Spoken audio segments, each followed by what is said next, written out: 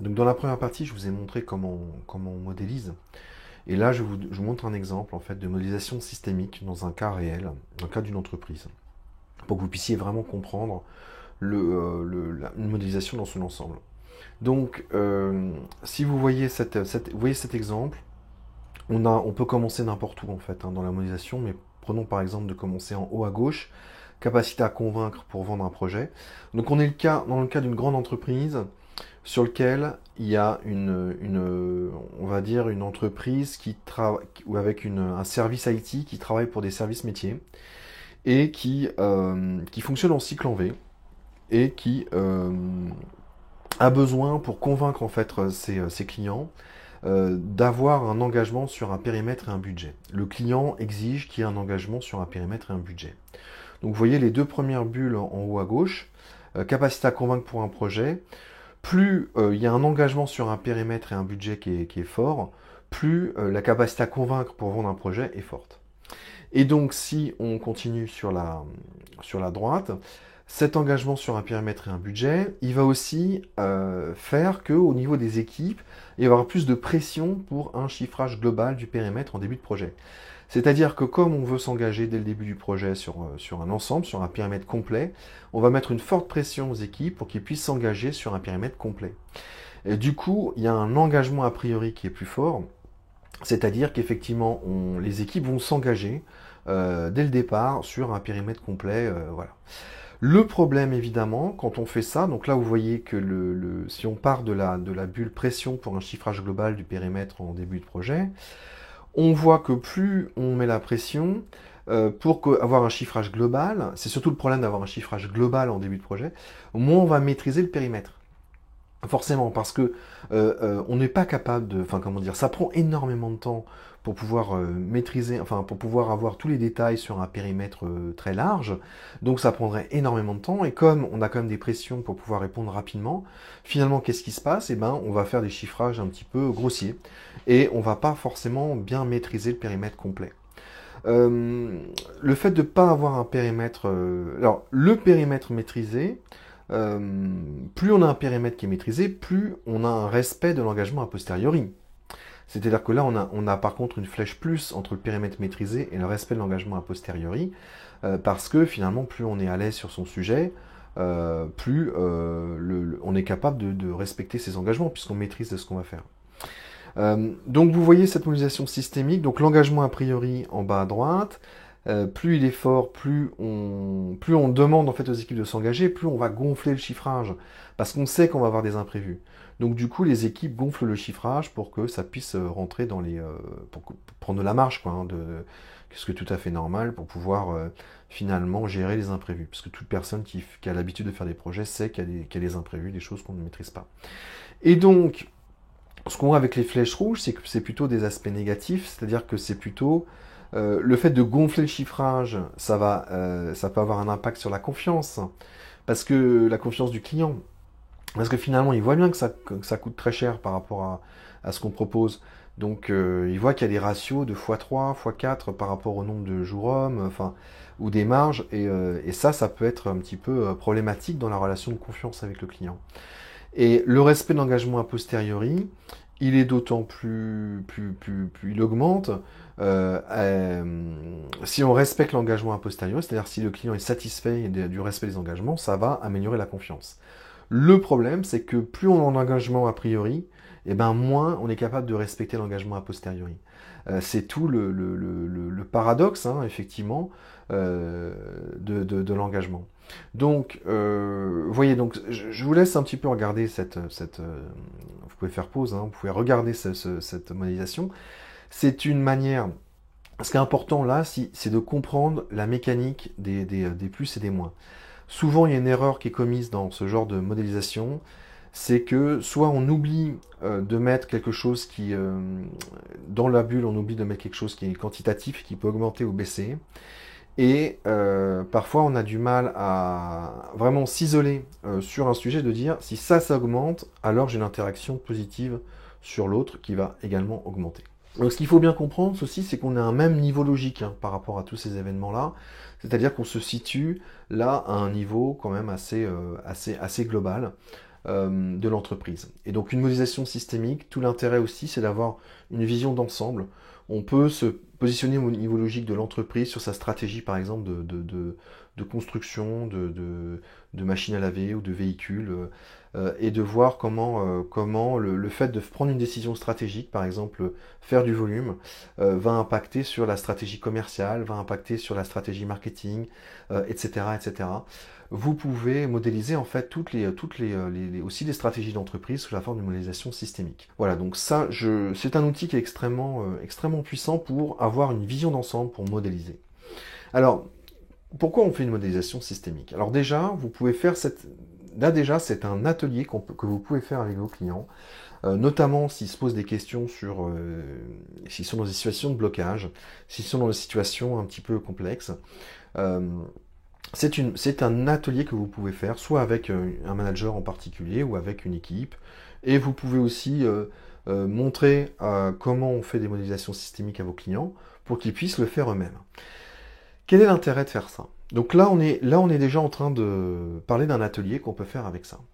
L'intérêt de faire ça, c'est que le fait de montrer le système dans son ensemble aux intéressés, aux personnes qui font partie du système, leur faire dessiner, c'est encore plus efficace, mais leur montrer le système, enfin le fait que ce soit eux-mêmes qui le dessinent, c'est encore plus efficace, mais ça va les aider à prendre conscience qu'ils sont acteurs du problème, et alors est-ce qu'ils aient conscience de aussi leur influence dans le système dans sa globalité, et leur faire prendre d'un peu de hauteur et de recul, finalement prendre une posture méta par rapport à la réalité, pour pouvoir comprendre finalement qu'est-ce qui se passe et quelles sont les conséquences des choses. Alors on est dans une logique circulaire, hein, c'est-à-dire que on voit bien qu'il y a des cercles vicieux, hein, c'est-à-dire que on n'est pas dans une logique linéaire. Il peut y avoir quelque chose de positif qui a une rétroaction négative, mais qui en même temps est positif sur un autre aspect. Donc on est dans la complexité, on prend conscience de la complexité, et c'est ça aussi qui est intéressant, c'est qu'il y a rarement des solutions qui sont évidentes ou qui sont simples. Parfois, il faut savoir qu'on va perdre un certain niveau pour gagner sur un autre niveau. Autre chose d'intéressant, donc, rappelez-vous, le problème c'est la solution, cette fameuse phrase. Il y a parfois des solutions à court terme qui vont maintenir le système dans un état négatif et qui pourrait être arrêté. C'est-à-dire que ces solutions à court terme qui permettent de sauver en fait les meubles, peut-être que c'est intéressant, mais sur le long terme, ça tient pas la route. Par exemple, on va faire des promos à répétition pour pouvoir vendre, pour pouvoir tenir les objectifs de vente. Mais il y a un moment sur le long terme, finalement, on n'a pas assez de marge, et le fait qu'on n'ait pas suffisamment de marge, ça peut avoir des impacts plus gênants sur le long terme, sur d'autres aspects, comme la recherche et développement, par exemple. Donc ça aussi, on peut le modéliser et montrer aux intéressés qu'effectivement, il va falloir peut-être faire attention à certaines choses. On peut effectuer des recadrages avec ça. C'est-à-dire que déjà, le fait de prendre de la distance, on recadre, hein, le recadrage de type prise de recul. Et on peut leur montrer aussi l'influence qu'ont certaines décisions. Et on peut les aider du coup à faire des 180 degrés pour résoudre leurs problèmes. C'est-à-dire que dans une situation où vous faites plus de quelque chose, ça engendre plus de quelque chose, qui engendre plus de quelque chose, à un moment donné, vous pouvez vous dire, si j'en faisais moins, si là, au lieu de continuer à mettre la pression sur les équipes, finalement, j'essayais de leur dire, non, je vous fais confiance, en fait, vous avez un peu plus de temps pour le faire. Qu'est-ce que ça va avoir comme impact et comme influence sur le reste? Et c'est ça qui est intéressant. C'est-à-dire qu'avec une modélisation systémique, on voit que si on fait un 180 degrés, c'est-à-dire que à l'intérieur d'une bulle, au lieu de continuer à augmenter et à faire quelque chose de plus en plus, on peut en faire de moins en moins, en faire un petit peu moins, ou arrêter d'en faire plus, pour pouvoir provoquer un changement derrière, dans la boucle, enfin dans la chaîne de causalité qu'il y a derrière dans la modélisation systémique. Alors, je vous donne un exemple très concret. On a un développeur qui est isolé, qui est tout seul dans un pays.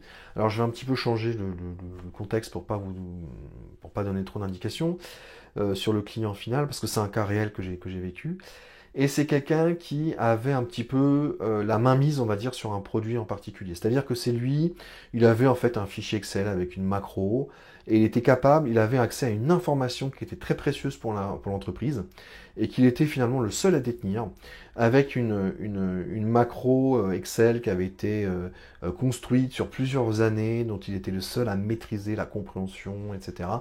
Et ça lui donnait beaucoup de pouvoir, hein, parce qu'il avait une information qu'il était seul à détenir, et il avait cultivé un petit peu le secret autour de ça, parce qu'il avait bien compris qu'il était très important pour l'entreprise, et puis finalement il avait réussi à négocier des augmentations, des congés à rallonge, c'est-à-dire qu'à un moment donné, il ne venait plus au travail, il s'estimait finalement comme un peu intouchable, hein, grâce à ce privilège qu'il avait, et du coup...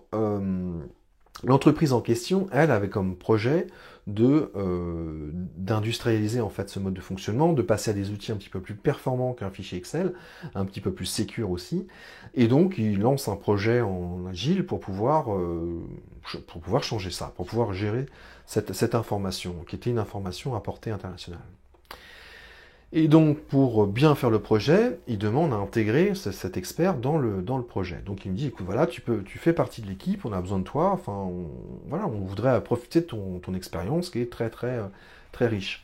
Et la personne en question ne répond pas au téléphone, ne répond pas aux mails, enfin, ou répond mais de manière évasive, ne participe pas vraiment, donne des informations mais au compte-gouttes, et finalement ne vient pas en fait apporter la valeur qu'il pourrait apporter. Et finalement, le projet commence à ralentir, le projet commence à coûter cher, avec peu de résultats. Et donc, il y a un travail de sabotage, en fait, en quelque sorte, de la part de cet individu, qui fait que le projet est en difficulté. Et donc là, c'est le product owner du projet qui est venu me voir, qui m'a demandé un peu d'aide là-dessus. Et donc, on a fait une modélisation systémique, c'est-à-dire qu'on s'est dit, bon, ok, donc cette personne-là, elle a extrêmement confiance en elle, elle est sûre d'elle, elle a du coup, elle a un comportement qui n'est pas sain pour le projet. Donc, du coup, le projet perd de l'argent. Ok. Donc, qu'est-ce qui fait que cette personne a extrêmement confiance en elle? Donc, le fait qu'elle maîtrise parfaitement bien le sujet.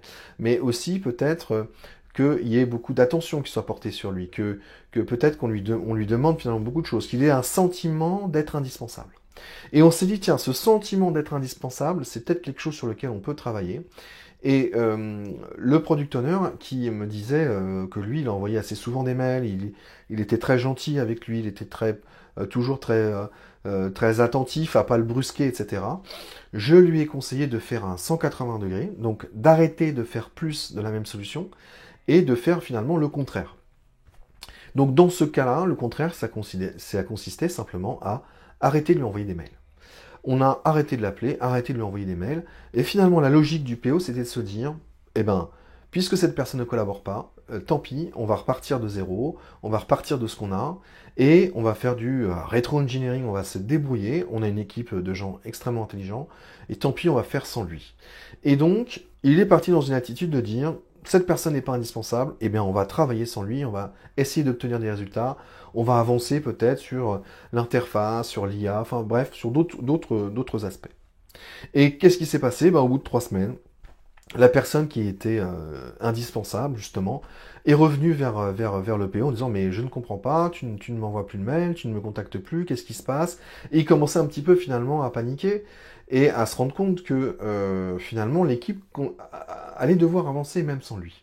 Et ça a créé un changement chez lui, ça a créé un changement assez radical puisque il est venu intégrer l'équipe et il était très motivé pour faire partie de l'équipe, et à partir de là, il a pu faire profiter toute l'équipe de ses connaissances, et l'équipe a pu avancer de manière encore plus efficace grâce à lui. Donc voilà un exemple un retour d'expérience sur l'utilisation de la modélisation systémique avec un acteur, et le fait de faire un 180, proposer un 180 au PO, ça peut être un manager ou autre.